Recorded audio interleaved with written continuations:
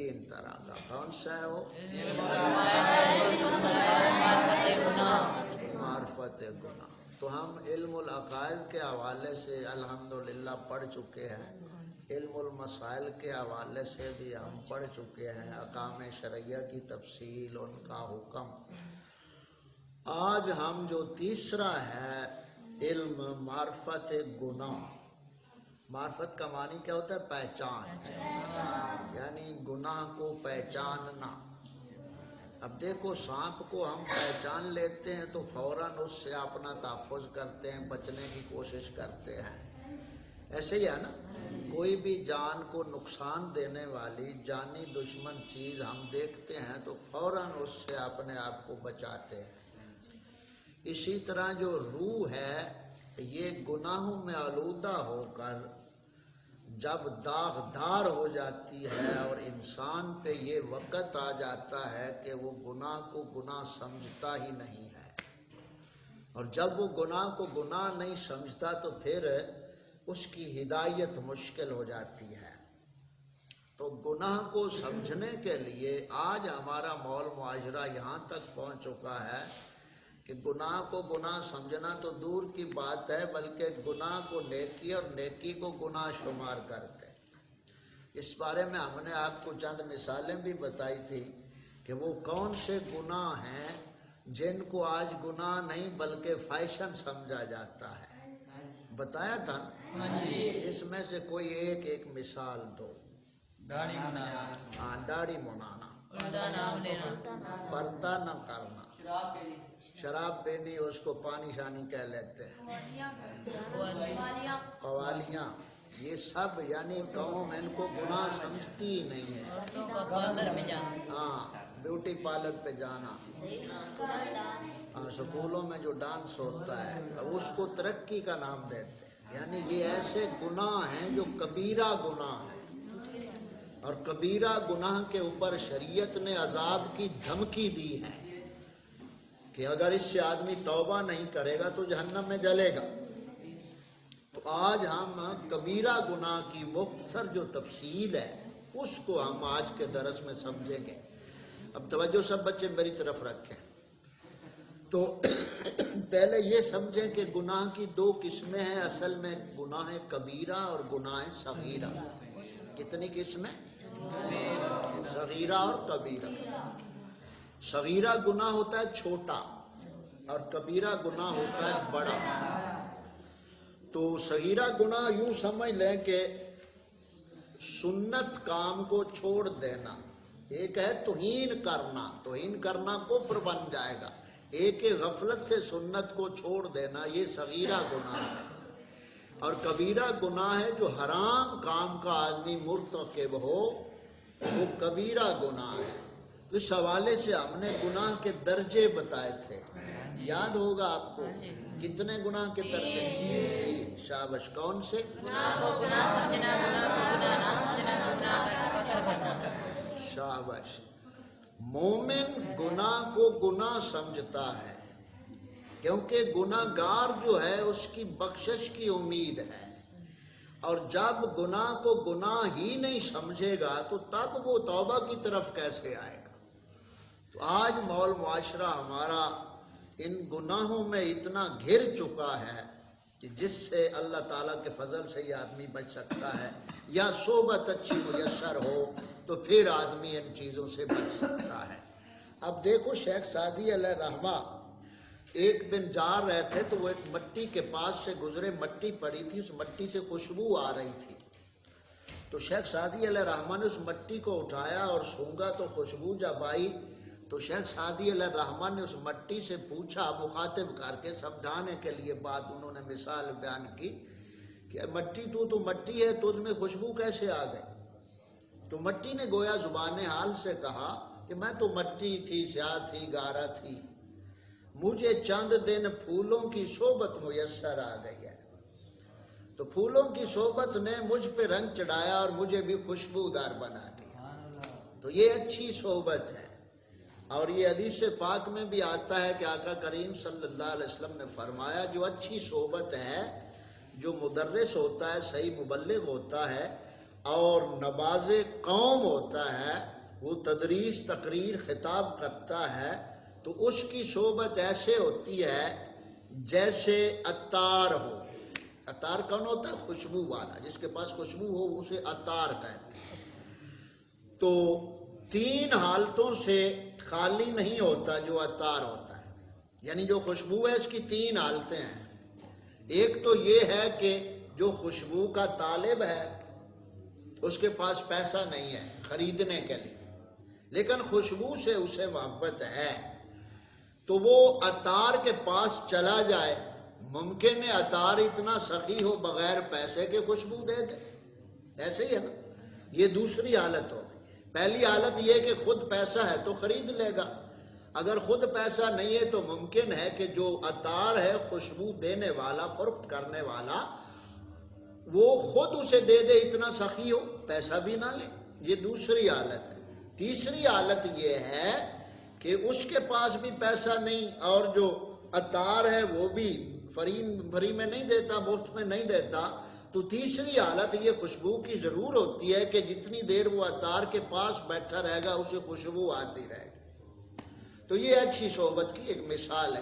اسی مثال کو میاں محمد بخش رحمت اللہ علیہ نے شعروں میں اس طرح بیان فرمایا تھا: چنگے بندے دی صحبت یارو، وانگ دکان عطاراں، باویں سودا مول نہ لئیے ہلے آن ہزاراں۔ مندے بندے دی صحبت یارو، وانگ دکان لوہاراں، باویں کپڑے ہون جو پئیے چنگاں پین ہزاراں۔ یعنی مندے بندے دے کول جدوں بھی اساں بیٹھاں گے، بٹھی نال مثال دیتی گی، لوہار کول بندہ جاندا ہے کام کوئی بھی نہیں تے بٹھی دا سیکا اور دھواں آمدا رہندا ہے، تو خوشبو والے کے پاس آدمی بیٹھتا ہے تو خوشبو آتی ہے۔ اور ہم الحمدللہ یہ دین کی خوشبو کے حوالے سے یہاں جمع ہوتے ہیں۔ تو اب ہم درس کی طرف آتے ہیں۔ ان 2 مثالوں سے آپ کو یہ بات ذہن نشین رکھنی چاہیے کہ ہمیں صحبت کیسی اپنانی ہے، کیسی صحبت میں ہمیں بیٹھنا ہے اور کیسی صحبت سے ہمیں بچنا ہے۔ اب دیکھو، قدر پانی دا مچھلی جانے، پانی دی قدر مچھلی نو ہے نا یا مرغابی نو ہوندی؟ میاں صاحب فرماندے قدر پانی دا مچھلی جانے یا جانے مرغابی، قدر صحابی دا، قدر نبی دا میرا مولا جانے یا جانے صحابی۔ سمجھے؟ قدر پانی دا مچھلی جانے یا جانے مرغابی، قدر سونے نبی دا مولا جانے یا جانے صحابی۔ ہم تو مطلب اتنے اندھے گنگے بہرے بن گئے کہ جو تصور تھا ہمارا تاریخ کا اور دین اسلام کا، اس سے ہمیں دور کر دیا گیا۔ تو آج کا ہمارا درس اس تمہید کے بعد ہے گناہوں کی تھوڑی سی تفصیل ہم نے پڑھنی ہے۔ تو گناہ کی کتنی قسمیں ہیں؟ 2 درجے 3 ہیں اور قسمیں 2، صغیرہ اور کبیرہ۔ سب سے پہلے ہم قوم لوط کی 5 گندی باتیں جو تھیں اس قوم میں، قوم لوط میں 5 باتیں تھیں جو صفحہ ہستی سے مٹا دی گئی وہ قوم۔ اب غور کرنا ہے، یہ روح البیان میں پارہ 12 اور صفحہ نمبر 104 پہ لکھا ہے کہ قوم لوط میں جو 5 برائیاں تھیں وہ کیا تھی؟ پہلا یہ تھا لواطت، یعنی لونڈے بازی جسے کہتے ہیں، لڑکے کا لڑکے سے، مرد کا مرد سے شہوت پوری کرنا۔ یہ بہت گندی عادت قوم لوط میں تھی، اس سے پہلے کسی نے بھی دھرتی میں یہ کام نہیں کیا، یہ پہلی نوسط تھی ان کے اوپر۔ دوسری ان کی کیا تھی؟ کبوتر بازی تھی۔ کیا؟ ہم تو ماشاءاللہ سب چھنڈے پھونکے ہوئے ہیں، ہمارا ان بازیوں سے کوئی کام نہیں ہے، یعنی جو بھی بازی ہے اس نے ہم سنیوں کو گھیرا ہوا ہے۔ تتر بازی ہو، بٹیر بازی ہو، کبوتر بازی ہو، ککڑ بازی ہو، تاش بازی ہو، جو بھی بازیاں ہیں، کتے بازی ہو، یہ سب بازیوں کا ٹھیکہ جو یہ بڑے بڑے ہیں نا، ان سب نے ان بازیوں کا ٹھیکہ لیا ہوا ہے۔ تو دوسری ان میں تھی کبوتر بازی، یعنی کبوتروں کو اڑانا، شرطیں لگانا۔ یہ تو ہمارے معاشرے میں تو نہیں ہے نا، ہم تو ماشاءاللہ سے بچے ہوئے ہیں، ہمارا کوئی اس سے تعلق نہیں، پاک صاف ہے ہم اس چیز سے۔ آقا کریم صلی اللہ علیہ وآلہ وسلم نے ایک شخص کو دیکھا، ابن ماجہ شریف کی حدیث پاک میں نے پہلے بھی کسی درس میں یہ بیان کی ہوگی کہ ایک شخص کبوتری کے پیچھے بھاگتا جا رہا تھا۔ آپ صلی اللہ علیہ وسلم نے فرمایا شیطان شیطانہ کے پیچھے بھاگ رہا ہے، شیطان شیطانہ کے پیچھے بھاگ رہا ہے۔ اب کبوتری کو شیطانہ کیوں فرمایا؟ کہ اس نے اسے رب کی یاد سے غافل کر دیا۔ تو یہ کبوتر بازی ان کا دوسرا جرم تھا۔ تیسرا جرم تھا مجلسوں میں جانا تو سیٹیاں بجانا۔ ہم تو نہیں نا بجاتے، ہم وہ قوم لوط کی بات کر رہے ہیں، اپنی نہیں کر رہے ہیں، کیونکہ ہم تو عاشق ہیں۔ ان جاہل کنجروں ملونڈوں سے پوچھو جنہوں نے قوم کو اس حد تک بے خوف کر دیا کہ ان کے دلوں سے تصور ہی خوف خدا کا ختم ہو گیا۔ تو یہ دوسرا مجلسوں میں سیٹیاں بجانا۔ یہاں خیر تو ہمارے ہاں چلتا ہے منڈا بھائی مان سیٹی مار کے لاکھ لانا دے کتے دے پترا، ہمیں نہیں ہے، یہ ہمارا معاشرہ چل رہا ہے، سیٹیاں بجائی جاتی۔ یہ کن کا کام تھا؟ اور قرآن پاک نے سورۃ انفال میں سیٹی اور تالی بجانے کو کافروں کے اور مشرکوں کی عبادت قرار دی۔ ما کانا صلاتہم عند البیت الا مکاء و تصدیہ۔ قرآن فرماتا ہے مشرکوں کی نماز نہیں کعبہ کے پاس مگر سیٹی اور تالی بجانا۔ تو کتنے فنکشن ہوتے ہیں جہاں آپ تالیاں بجاتے ہیں؟ ہوتا ہے نا، یہ جی فلاں فنکشن ہے، یہ کرسمس ہے، یہ برتھ ڈے ہے، یہ ہنی مون ہے، کیا معاشرہ ان کو گناہ سمجھتا ہے؟ تو کہتے ہیں ہم مسلمان ہیں۔ تو یہ خیر زیادہ تفصیل میں ہم نہیں جاتے۔ تیسرا ان کا گناہ کیا تھا؟ جرم مجلسوں میں سیٹیاں بجانا۔ چوتھا ان کا گناہ تھا چوراہوں اور چوکوں پر بیٹھنا۔ یہ آپ تو نہیں نا بیٹھتے، بالکل نہیں بیٹھتے۔ میں قوم لوط کی بات کر رہا ہوں، چوکوں اور چوراہوں پہ بیٹھنا، اور وہ کنجروں کی طرح جو تھیٹر میں بڑبڑ کرتے ہیں ویسے ہاں ہاں ہو رہی ہے۔ آقا کریم صلی اللہ علیہ وسلم فرمایا رستے پہ مت بیٹھو، اگر بیٹھو رستے پہ تو اس کا حق ادا کرو۔ اب رستے کا حق کیا ہے؟ کہ وہاں اس طریقے سے بیٹھو کہ کسی کو نقصان تکلیف نہ ہو، اور وہاں بھی بات کرو تو وہاں دین کی بات کرو۔ یہ چار ان کے گناہ۔ اور پانچواں کیا تھا؟ آپس میں ٹھٹھا مخول ہنسی مذاق کرنا۔ یعنی ہماری پنجابی میں کہتے ہیں نا کہ ہماری پنجابی میں یہ وتیرہ بنا ہوا ہے، اور یہ دیدہ کی حال لاکھ لعنت ہوئی سوچ دے ہوتے، یہ ہمارا مول معاشرہ ہے۔ یہ آپ اس لیے آپ کو یہ باتیں بتائی جا رہی کہ آپ اس زد میں ہیں، تو آپ اپنے آپ کو ہم بچائیں گے تو بچیں گے نا۔ تو یہ پانچ بڑے جرم ان کے تھے قوم لوط کے۔ اب ہم آتے ہیں ٹوٹل کبیرہ گناہوں کی تعداد جو ہے نا، تفصیل میں اگر ہم جائیں تو الزواجر جو کتاب ہے ابن حجر حتمی غالباً مکی علیہ رحمہ، الزواجر 2 جلدوں میں بڑی سغیم کتاب انہوں نے لکھی ہے، وہ گناہوں کی تفصیل کے اوپر، اور اس میں انہوں نے کبیرہ گناہوں کی تعداد 700 بیان فرمائی۔ 700 کبیرہ گناہ۔ تو 700 کی تفصیل تو میں تقریباً جب وہاں بوٹے والا میں تھا، وہاں میں نے تقریباً 2-3 مہینے میں فجر کے دروس میں وہ پوری تفصیل بیان کی، اور وہ ریکارڈ میں۔ تو اس کا اس وقت نہیں۔ آپ کو اجمالی طور پہ ہم جو ہمارے جسم سے متعلقہ گناہ ہیں نا، صرف ہم ان کی تھوڑی سی باتیں کریں گے اور پھر درس کو مختصر کرتے ہیں۔ تو یہ ٹوٹل ہمارے جسم میں جو گناہ ہے نا، اس کی تفصیل آپ تھوڑی سی سمجھیں۔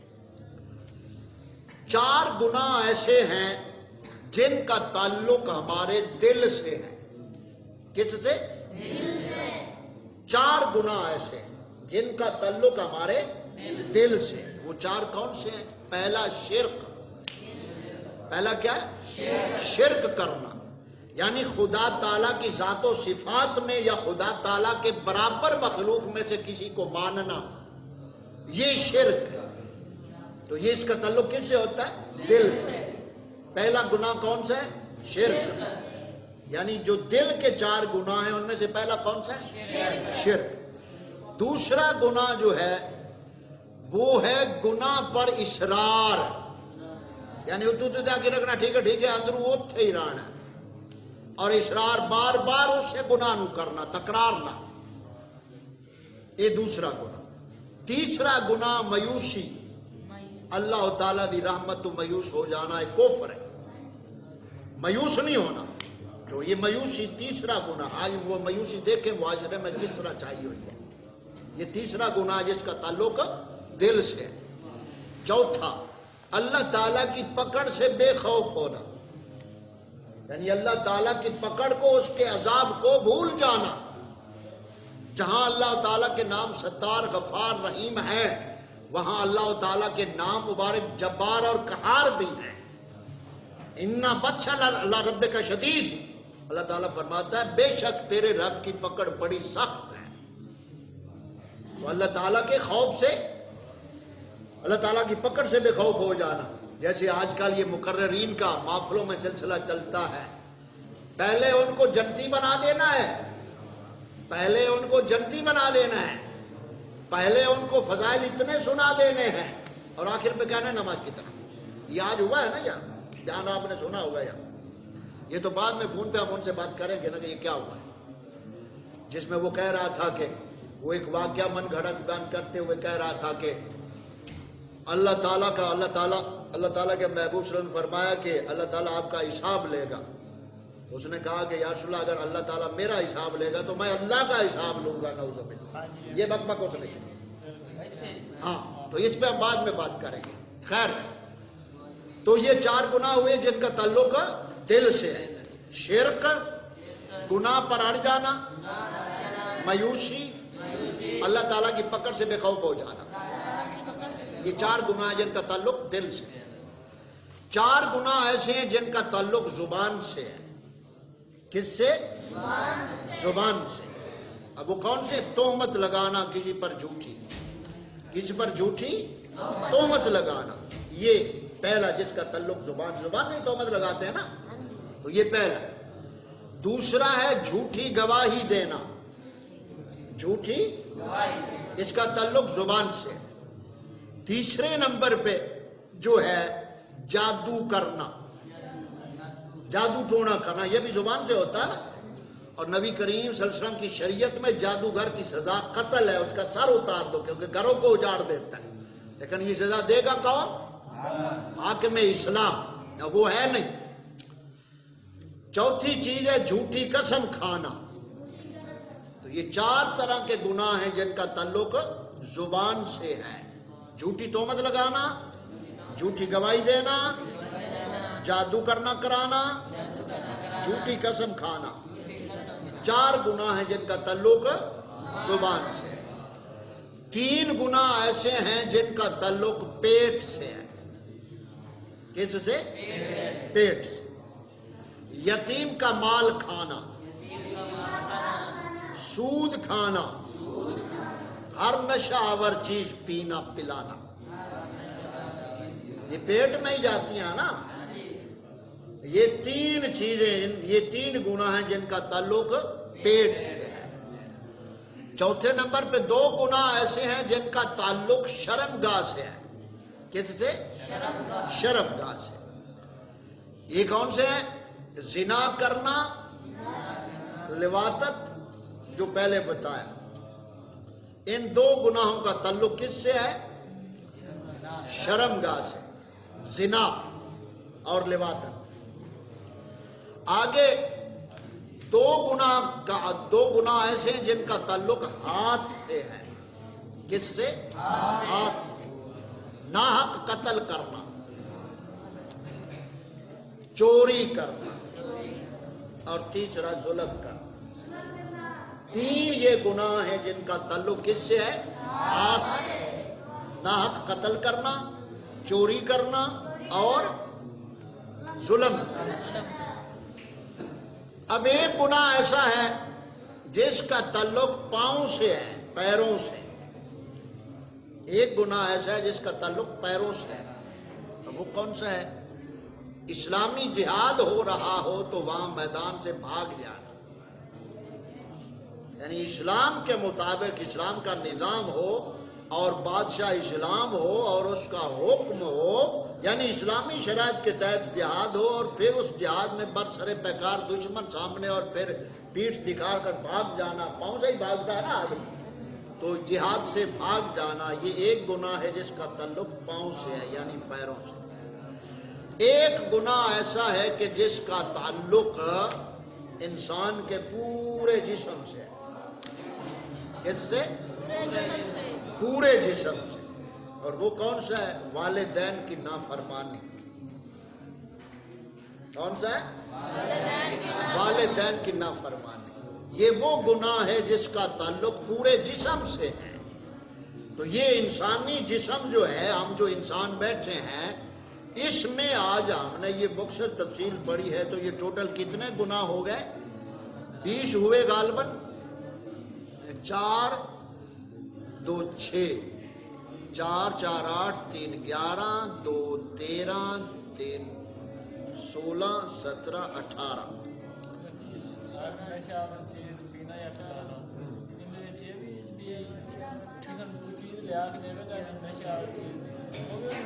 بالکل شامل، وہ بھی اسی میں شامل۔ تو یہ کتنے ہو گئے؟ بعد میں اس بات میں بات کرتے ہیں کتنے ہو گئے۔ دیکھو 4 گناہ ہیں جو جن کا تعلق دل سے ہے، 4 ہوئے، 4 کا تعلق زبان سے 8 ہوئے، 3 کا تعلق پیٹ سے 11 ہوئے، 2 کا تعلق شرمگاہ سے 13 ہوئے، 3 کا تعلق ہاتھ سے 16 ہوئے، اور 1 کا تعلق پاؤں سے 17 ہوئے، اور 1 کا تعلق پورے جسم سے کتنے ہوئے؟ 18 گناہ۔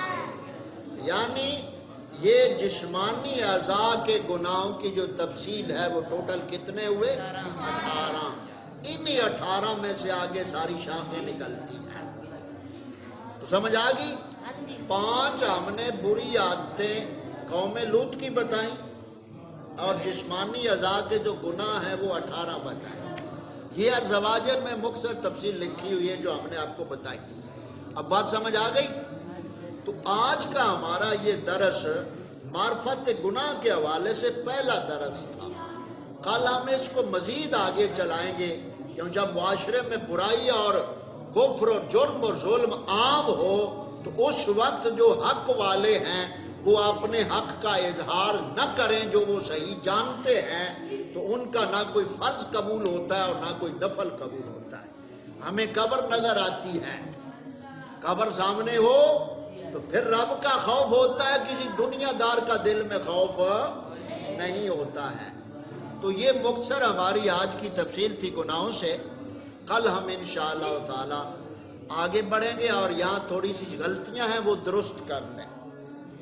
یہ ایک درس میں ہم نے پہلے بھی بتایا تھا، کل کے درس میں غالباً، جو جس کا نام اصل جس شعبے سے متعلقہ ہے اسی نام سے اس کو پکارو۔ اب مثلا جو کنجر ہیں ان کا کام کیا ہوتا ہے؟ ناچنا، تو ان کو گلوکار نہیں کہنا، ان کو کیا کہنا ہے؟ کنجر۔ جو نہ ان کا شعبہ ہے وہی کہیں گے۔ اب گلوکار میں ان کا سارا کرتوت چھپا ہوا ہے۔ اسی طرح اداکار، فنکار، فلم سٹار، اداکار، ان سب کی بجائے بھانڈ، کنجر، ڈوم، مراسی کہنا چاہیے۔ سمجھ آ گئی؟ تو جو جس کی شان ہے وہ بیان کرنی چاہیے۔ ایک تو یہ غلطی ہمیں درست کرنی چاہیے۔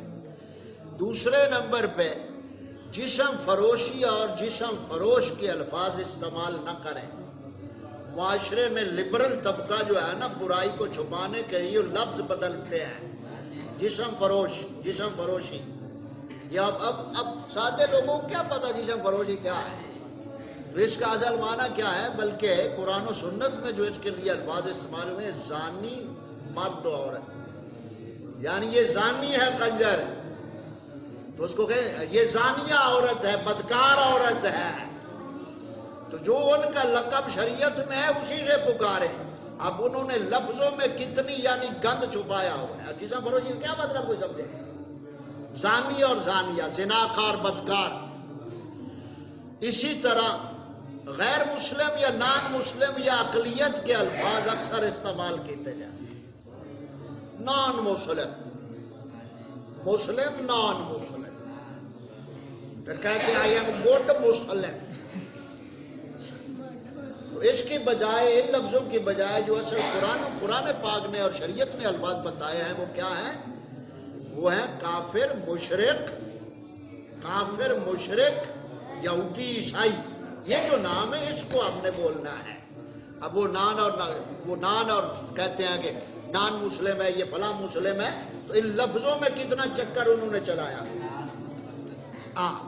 اور اسی طرح جو ہندو ہے وہ ہندو ہے، جو سکھ ہے وہ سکھ ہے، وہاں بھی نان مسلم کہہ کر کہتے ہیں بھی غیر مسلم ہے. تو جو نام اصل میں ہے وہی نام پکارے جائیں. آخری نمبر پہ مذہبی نماز سیکولر پارٹیوں جیسے جمعیت وغیرہ کے لیے جماعت کا لفظ اور اس کے کسی بڑے کے لیے یعنی کہنا کہ یہ فلاں ہے، فلاں فلاں فلاں، بڑے القابات ان کو دیے جاتے ہیں. ایسا نہیں چاہیے، جو ہے ویسے بولو. تو یہ ہماری کچھ چند باتیں تھیں غلطیوں کے حوالے